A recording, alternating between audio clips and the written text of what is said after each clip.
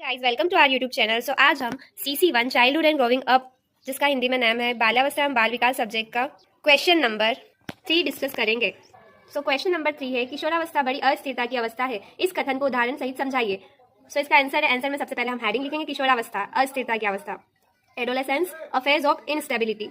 किशोरावस्था जीवन का वह महत्वपूर्ण चरण है जिसमें व्यक्ति शारीरिक, मानसिक, भावनात्मक और सामाजिक रूप से तेजी से विकास करता है। यह उम्र 12 से 18 वर्ष के बीच होती है और इस दौरान किशोर कई बदलावों से गुजरते हैं जो उन्हें अस्थिरता का अनुभव कराते हैं। किशोरावस्था की अस्थिरता के प्रमुख कारण, फर्स्ट है शारीरिक परिवर्तन, फिजिकल चेंज।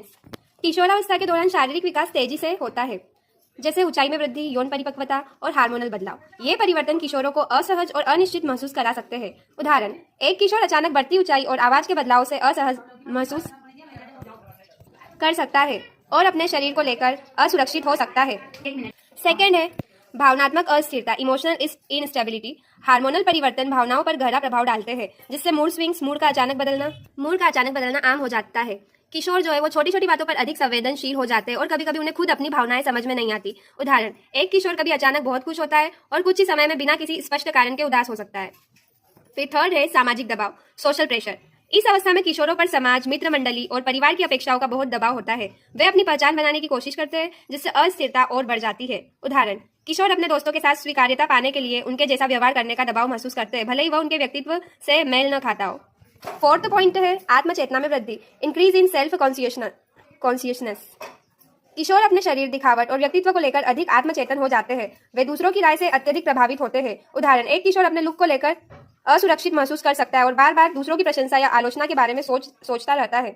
मतलब कोई अपनी तारीफ कर देता है तो खुश हो जाता है और अगर कोई बुराई कर देता है तो दुखी हो जाता है। हमारी खुशी हमारे ऊपर डिपेंड होनी चाहिए कि मतलब हमको जो पसंद है वो करे, दूसरा कुछ भी बोले, मतलब दूसरों पर नहीं, हमारी खुशी का रिमोट कंट्रोल हमारे हाथ में ही होना चाहिए, ना कि दूसरों के ओपिनियन के आधार पर। ठीक है। फिर फिफ्थ पॉइंट है पहचान की खोज, आइडेंटिटी क्राइसिस। किशोरावस्था पहचान की खोज का समय होता है। किशोर यह तय करने की कोशिश करता है कि वे कौन है और उनके जीवन का उद्देश्य क्या है। यह असमंजस और अस्थिरता का कारण बनता है।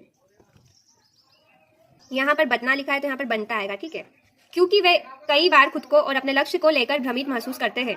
उदाहरण, एक किशोर अपने करियर के चुनाव को लेकर असमंजस में हो सकता है और लगातार विचार बदल सकता है कि भविष्य में क्या करना है। सिक्स्थ पॉइंट है अधिकार और स्वतंत्रता की इच्छा, desire for independence and autonomy. किशोर स्वतंत्रता की अधिक इच्छा रखते हैं। हर कोई अपनी लाइफ में फ्रीडम चाहता है और चाहते हैं कि उनके फैसले उनके खुद के हो, लेकिन अक्सर यह स्वतंत्रता और माता पिता की अपेक्षाओं के बीच संघर्ष का कारण बनती है। उदाहरण, किशोर माता पिता की सीमाओं का विरोध करते हैं, जैसे देर रात तक बाहर रहने की अनुमति न मिलने पर गुस्सा आना या अपने निर्णयों में दखल को नापसंद करना। सेवेंथ पॉइंट है आध्यात्मिक और नैतिक अस्थिरता, मोरल एंड स्पिरिचुअल इनस्टेबिलिटी। किशोरावस्था में बच्चे नैतिक और आध्यात्मिक प्रश्नों पर विचार करना शुरू करते हैं। उन्हें सही गलत, धर्म और नैतिकता को लेकर नए सवाल उठते हैं, मतलब उनके मन में जो है सही गलत और धर्म नैतिकता को लेकर नए सवाल।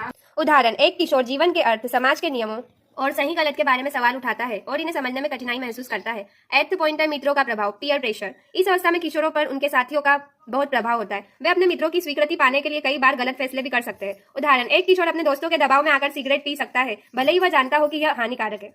नाइन्थ पॉइंट है भावनात्मक समर्थन की आवश्यकता, नीड ऑफ इमोशनल सपोर्ट। इस अस्थिरता के दौरान किशोरों को भावनात्मक समर्थन और समझ की आवश्यकता होती है। अगर उन्हें सही मार्गदर्शन नहीं मिलता तो वे मानसिक और भावनात्मक समस्याओं का सामना कर सकते हैं। उदाहरण, यदि कोई किशोर किसी असफलता का सामना करता है और उसे परिवार या शिक्षकों से समर्थन नहीं मिलता तो वह अवसाद या आत्मसंदेह का शिकार हो सकता है। निष्कर्ष, कंक्लूजन, किशोरावस्था में अस्थिरता स्वाभाविक होती है क्योंकि यह विकास और परिवर्तन की अवस्था है। सही मार्गदर्शन और समर्थन से किशोर इस अस्थिरता को स्थिरता में बदल सकते हैं। शिक्षक और माता पिता की भूमिका इस दौरान बेहद महत्वपूर्ण होती है। सो ये था किशोरावस्था अस्थिरता की आवश्यकता, मतलब ये सारे पॉइंट्स जो है ये सिद्ध करते हैं कि हाँ, किशोरावस्था अस्थिरता की अवस्था है। So thanks for watching my video, do like, subscribe and share.